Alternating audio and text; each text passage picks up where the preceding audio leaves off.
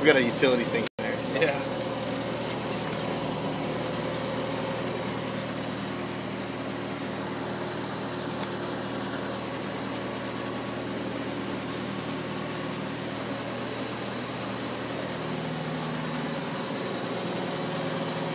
And that's how you kill bees.